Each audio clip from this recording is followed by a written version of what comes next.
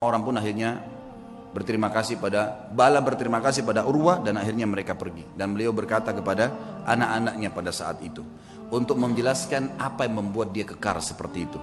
Ya baniya, wahai anak-anakku, yang masih hidup ada 3 orang, ada istrinya, semua keluarganya masih ada. Ta'allamul ilm, belajarlah ilmu agama yang benar. Wa'tuhu haqqah, dan lowongkan waktu untuk itu, kasih haknya.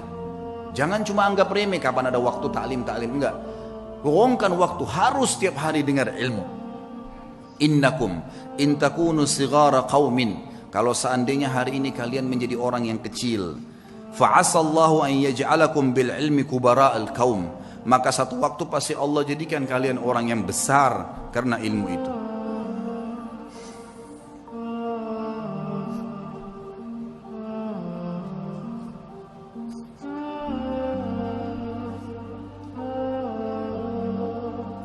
Wasau'ata hal fid dunya akbah min syaikhun jahil, dan sungguh buruk sekali, apakah ada yang lebih buruk dari orang tua yang bodoh gitu, tidak mengerti agamanya. Lalu beliau berkata juga, iyyakum antaraw sadaqata annaha sadaqatun bal i'tabaruha hadiyah, hati-hati jangan pernah kalian melihat amal yang kalian kerjakan atau sedekah yang kalian keluarkan adalah sedekah yang kalian anggap remeh, tapi jadikanlah sedekah itu sebagai hadiah tahdilillahi azza wa jal, yang kalian berikan hadiah kepada Allah subhanahu wa ta'ala. Wala yahdiyanna ahadukum lillah, janganlah kalian memberikan hadiah sesuatu untuk Allah. Yastahi an yahdiyahu li azizil qaum, yang dia malu untuk memberikan kepada terhormatnya kaum atau pejabatnya satu kaum. Fa inna Allah azza wa jal azzu wa akramul kurama, karena Allah itu adalah zat yang paling pantas untuk dimuliakan, dan dia adalah zat yang paling layak dan paling pantas untuk memberikan balasan yang lebih mulia. Wa ahqqu an takhtar li hadiyatikum, dan yang paling pantas kalian berikan hadiah yang terbaik dari kalian. Kemudian beliau mengatakan, ya baniya, wahai anak-anakku, idza ra'aitum min rajulin fi'latal khair, kalau kalian melihat dari seseorang perbuatan baik darinya, fa'ammilu bihi khaira, maka pasti jadikan orang itu baik, sangka baiklah kepada orang itu.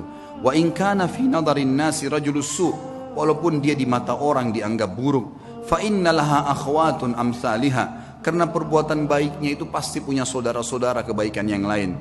Wa idza ra'aitum min rajulin fi'latal syarr, kalau kalian melihat perbuatan buruk dari seseorang, laki-laki atau seseorang, fahdharuhu, hati-hatilah dari orang itu. Wa in kana fi nadarin nasi rajulun khair, walaupun di mata manusia dia adalah orang yang baik, fa innalaha akhwatun amsalihah, karena perbuatan buruk itu punya saudara-saudara yang ikut dengannya. Wa'lamu, ketahuilah, annal hasanati tadullu ala akhawatiha, bahwasanya semua kebaikan-kebaikan akan mendatangkan saudara-saudaranya. Wa annas sayyiati tadullu ala akhawatiha, dan seluruh dosa-dosa juga memiliki saudara-saudaranya. Ikhwan dan akhwat yang saya cintai,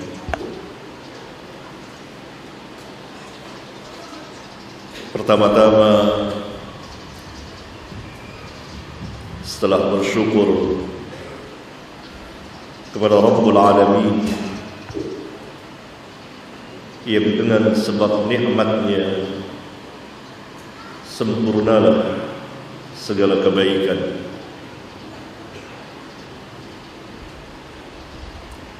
saya pribadi berterima kasih kepada antum sekalian, khususnya pada sahabat saya Al-Fadil Ustaz Mahfud Umri hafizahullah ta'ala,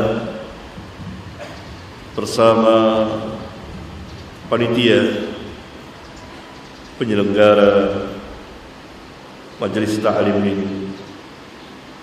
Saya sangat berterima kasih atas penghormatan yang sangat besar ini, dan hati saya penuh haru melihat antum hadir di majelis dan di tempat yang mulia ini untuk talabatul ilm yang tentunya antum dari berbagai tempat dan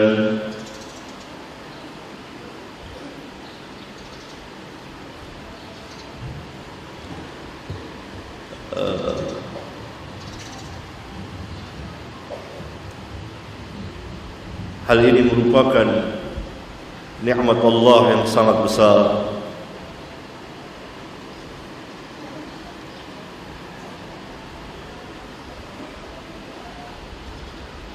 yang Allah berikan kepada kita.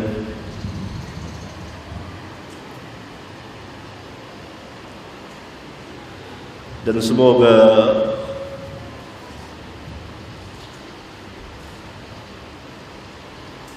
menambah keimanan kita akan kebenaran dakwah salafiyah,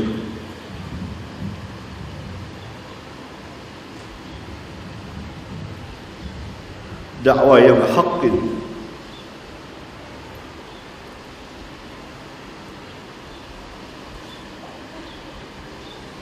Allahu Akbar.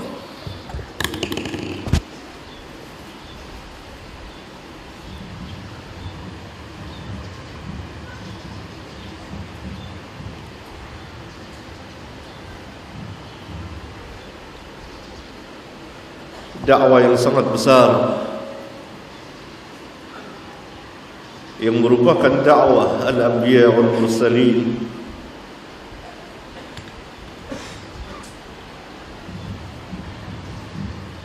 yang diakhiri dengan kenabian Nabi kita yang mulia alaihi salatu wassalam,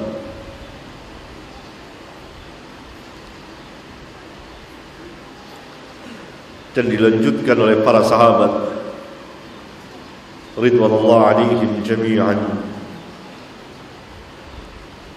yang kita yakini seyakin-yakinnya akan kebenaran manhaj yang haqqin, karena dia berjalan sesuai dengan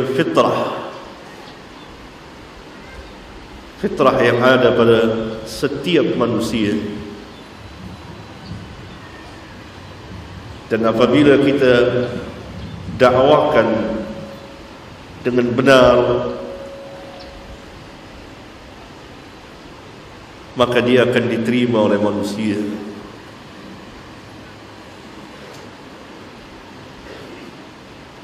Seperti antum dengan tulus, ikhlas, insyaallah ta'ala datang ke majlis ini, ke tempat yang mulia ini untuk talabatul ilm. Para hadirin yang dirahmati oleh Allah Subhanahu wa taala.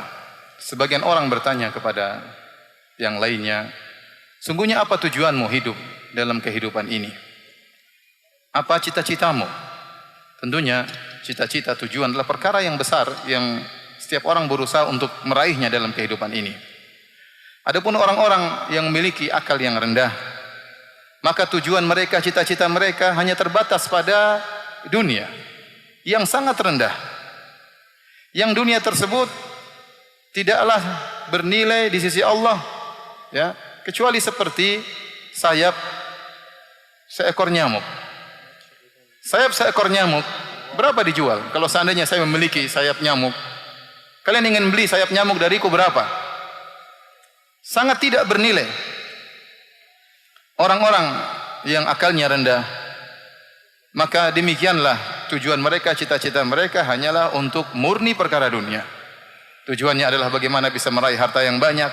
Saya ingin meraih gelar yang tinggi supaya bisa menghasilkan uang yang banyak. Saya ingin bisa mendapatkan kekayaan sebanyak-banyaknya. Itulah tujuan mereka, dulu cita-cita mereka. Akan tapi orang-orang yang memiliki hati yang bersih, memiliki akal yang besar, maka cita-cita mereka perkara yang lain.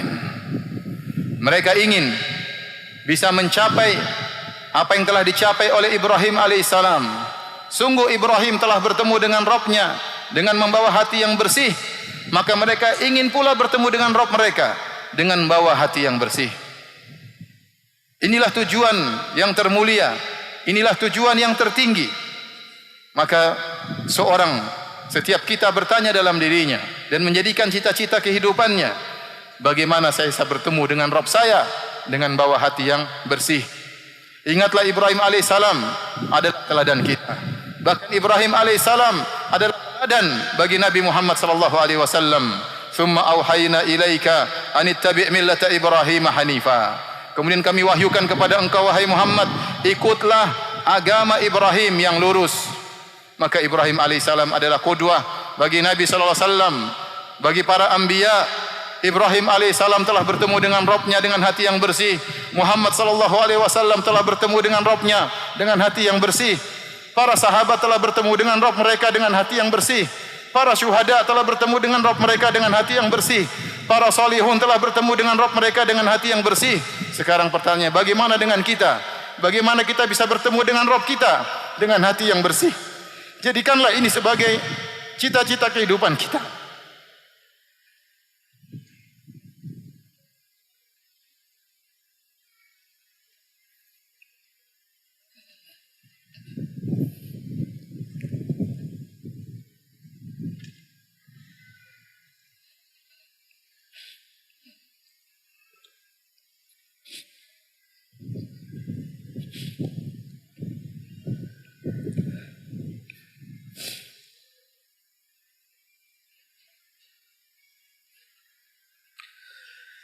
Hadirin yang dirahmati oleh Allah Subhanahu wa taala, bahwasanya hendaknya kita menjadikan cita-cita kehidupan kita sejak saat ini, bahwasanya kita berusaha bertemu dengan Rabb kita dengan membawa hati yang bersih.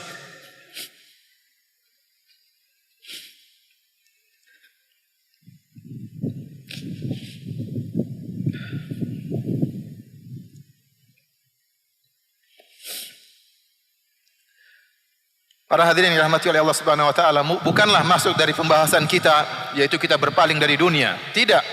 Bukan maksudnya kita menghindari dunia. Tapi jangan jadikan dunia sebagai nomor satu. Yang jadi nomor satu harusnya bagaimana kita bertemu dengan Allah dengan hati yang bersih. Tempatkanlah dunia pada tempatnya. Jadikanlah dunia nomor dua. Tapi yang selalu di hadapan mata kita, yang selalu menjadi cita-cita kita adalah bagaimana bertemu dengan Allah Subhanahu wa taala dengan hati yang bersih. Assalamualaikum warahmatullahi wabarakatuh. Ahsanallahu ilaikum Ustadz. Ustadz, saya memiliki ibu tarbiyah yang mengasuh saya sejak bayi dan mendidik saya hingga dewasa. Kemudian alhamdulillah saya dipertemukan dengan ibu kandung setelah dewasa. Apakah saya berdosa karena lebih dekat dengan ibu tarbiyah daripada ibu kandung Ustadz? Sedangkan rasa kita tidak bisa bohong bahwa hati akan mendekat kepada yang mencintai. Apakah yang sebaiknya saya lakukan agar bisa berbakti kepada keduanya dengan seimbang? Jazakallahu khairan wa barakallahu fiik Ustaz.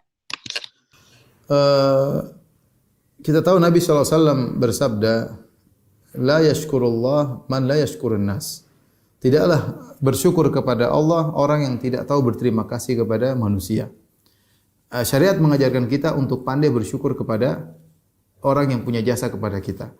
Di antara orang yang paling besar punya jasa kepada kita adalah kedua orang tua, terutama ibu.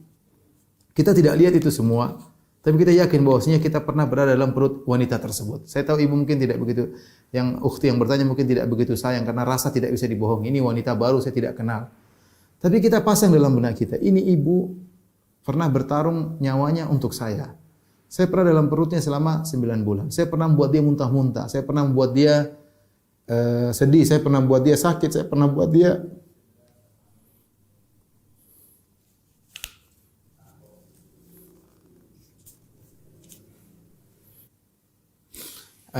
maksud saya seorang merenungkan akan hal tersebut, ketika dia mengetahui jasa seseorang kepada dirinya, maka dia akan mudah berbuat baik kepada orang tersebut meskipun dia tidak kenal sebelumnya, ya.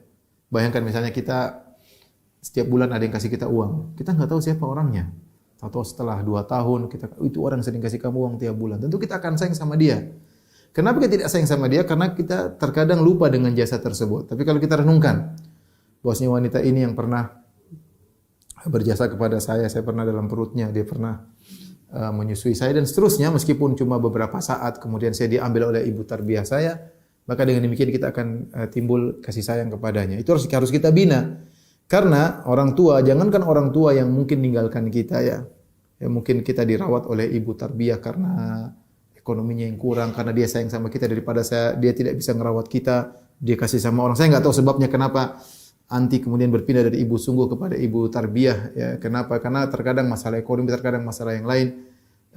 Tapi intinya jangankan ibu yang seperti ini, bahkan ibu yang musyrik, ibu yang jahat, ibu yang zalim, tetap kita disuruh berbakti kepada ibu tersebut. Ya, kata Allah Subhanahu wa taala, wa in jahadaka ala an tusyrika bi ma laysa laka bi ilmun fala tuti'huma. Jika keduanya memaksamu untuk berbuat kesyirikan, maka jangan taat kepada keduanya. Ya. Wa sahibuhuma fid dunya ma'rufa, tapi pergaulilah keduanya dengan cara yang terbaik. Alhamdulillah sekarang anti punya dua orang ibu yang punya jasa besar ya. Ibu tarbiyah, kita tidak diragukan jasa dia bagaimana merawat anti, padahal dia bukan anaknya, dan seorang tidak boleh lupa dengan kebaikan orang lain ya. Jadi berbakti sama dia, berbuat baik sama dia, tapi bagaimanapun ibu kandung yang datang dalam Al-Quran semuanya ibu kandung. Ya. Ibu kandung itulah yang pernah anti dalam perutnya. Ibu kandung itulah yang ketika melahirkan bertarung dengan kematian antara hidup dan mati. Ya. Ibu kandung itulah yang mengalami banyak wahnan ala wahnin, kelemahan di atas kelemahan. Jadi tinggal anti menghadirkan dalam diri anti wanita ini meskipun saya tidak kenal tapi dia punya jasa sama saya. Ya, dengan makanya berbuat baik sebisanya, dan saya rasa ibu tarbiyah mengerti, bilang aja Mama kan tahu dalam Islam saya punya kewajiban sama ibu saya, ya ada waktu mengunjungi, paling tidak telepon, kalau mungkin tidak sering mengunjungi, telepon gimana kabarnya Bu, baik-baik, berusaha mengenal dia.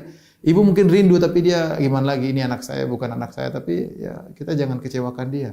Berusaha kenalkan diri. Seperti kita mau cari muka sama seseorang, cari muka sama ibu kita ya. Berusaha kenal, telepon dekat. Semoga nanti dapat pahala yang besar, bisa berbakti kepada orang tua.